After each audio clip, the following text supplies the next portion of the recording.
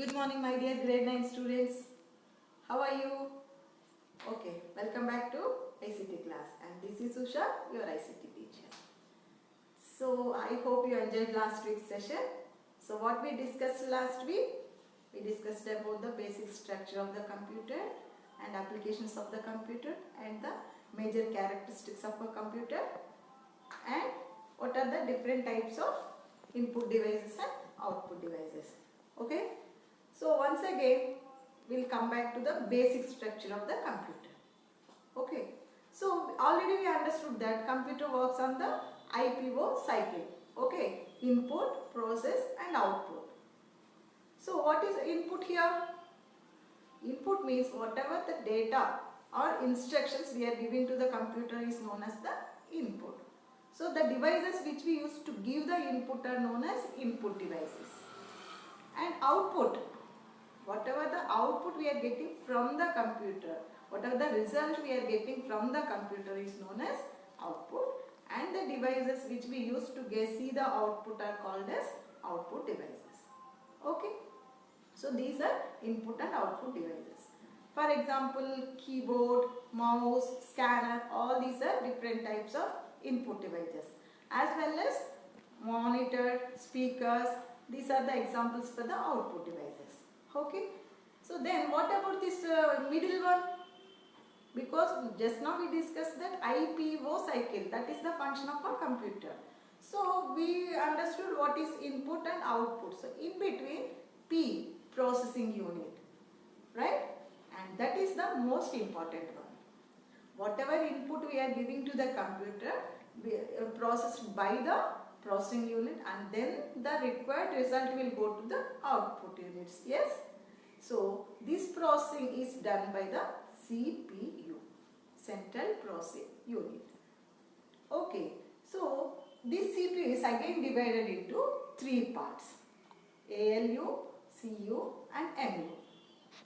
ALU, arithmetic and logical unit. So this unit performs all the arithmetic and logical operations. Okay, plus like subtraction, addition, multiplication, division. These are the arithmetic operations, right? As well as logical operations, comparison, greater than, less than, equal to, this type of logical operations. So this ALU performs all these arithmetic and logical operations. And next is the CU. CU means control unit. As well as we can call the CU as the central nervous system also, because the main importance of the CU is it takes care of the flow of the information. That means it controls the flow of the information, like it takes all the input from the input devices and then it stores that information in the memory, and then if any arithmetic or logical operations required, it will send that instructions to the ALU. Then it will collect all the output. Then the final output it will take care to send to the output unit. So that is the importance of CU, control unit. Okay, so control unit controls the flow of the information. Okay, and the last one is memory unit. I can say this is the major part of a computer, because already we know that what is the major characteristic of a computer? We can store large amount of data, right? So this memory unit takes care of that storage of information. Okay, so MU means memory unit. So in memory unit it takes care of the storage of information. So this memory or computer memory is again divided into two types: internal memory and external memory. Okay, so computer memory is divided into internal memory and external. Again we can call the same thing, or primary memory or secondary memory. So internal memory again we can call it primary memory. External memory we can call as secondary memory also. Okay. So now let us understand what is a primary memory. What is primary memory? So primary memory is basically temporary memory. Okay. Whatever information we are doing, once we switch off the computer, we will not get that information. So this primary memory is again divided into two types: RAM and ROM. So what is RAM? Random access memory. Okay. RAM means random access memory. So this random access memory is just like a blackboard. Okay, so whatever we are doing, like suppose if we are doing a task, that information and the instructions related to the task, everything will be saved in the RAM. Okay, so once we done with the task, we turn off the computer, right? So whenever you are turning off the computer, that information will be deleted. So it's just like a temporary memory, temporary storage. So while we are working with the computer only, that information will be available. So whenever we are turning off the computer, that information will be deleted. That's why it's a temporary memory, volatile memory, RAM. Then what is the next one in primary memory? ROM, read-only memory. Okay, so as the name suggests, it's read-only, right? We cannot modify, we cannot delete, or we cannot write new programs in a ROM. So ROM is a set of instructions which helps us in the booting process of a computer system. Okay, so some bootstrap loader programs will be there in the ROM. So whenever you are turning on the computer, while the booting process, these ROM instructions will be loaded, then the system will turn on. Okay, so generally, mostly that's why ROM is known as a permanent memory, because we cannot even delete it.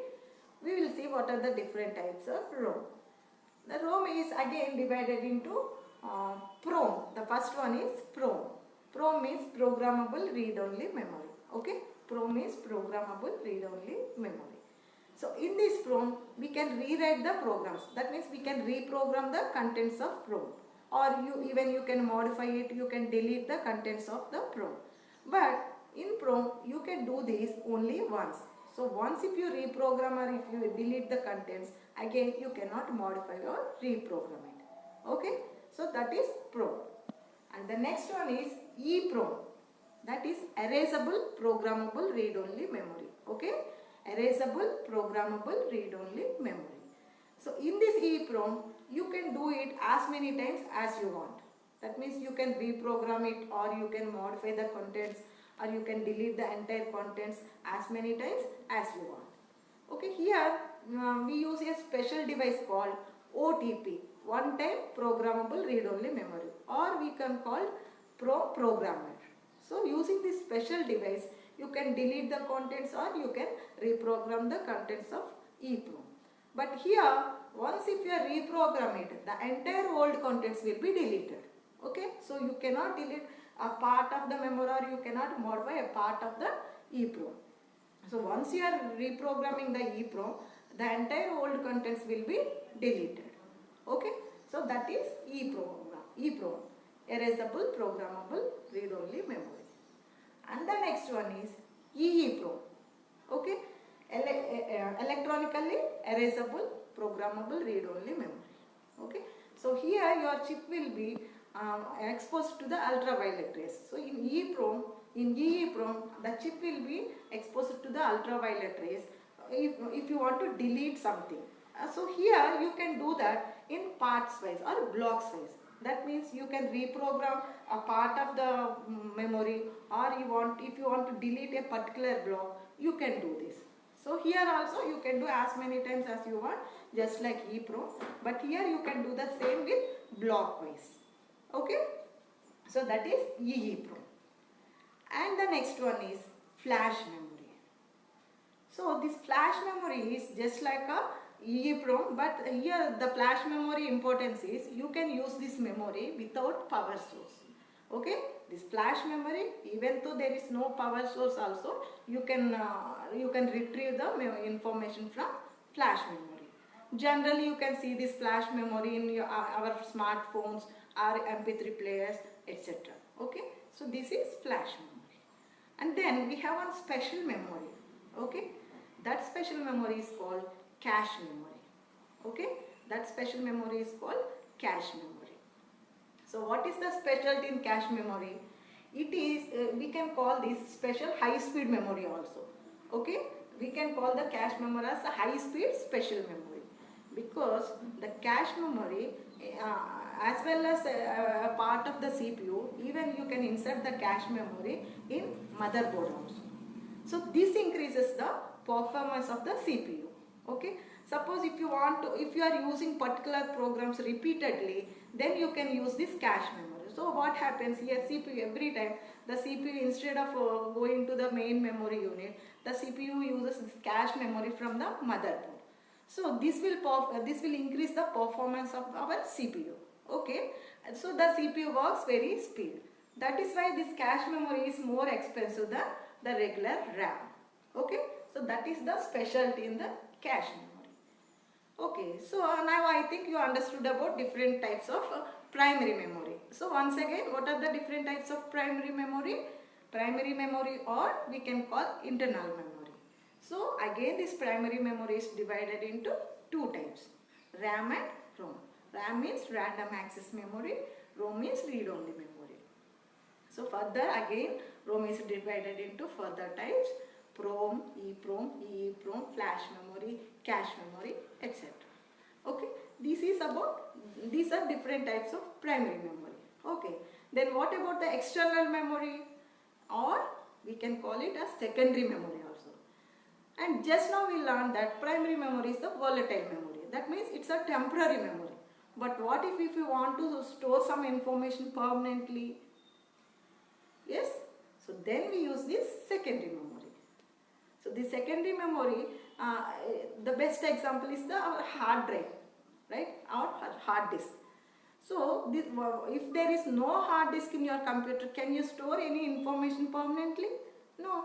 So the secondary memory or permanent memory comes in the form of hard drive or USBs, floppies, CDs. These are the best examples for the secondary memory. Okay. If you want to store some information, we will use this secondary memory or external memory. So this is about memories.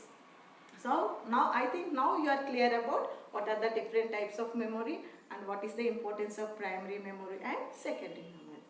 Okay, so I hope you enjoyed today's session, and next week we are going to meet with different types of computer.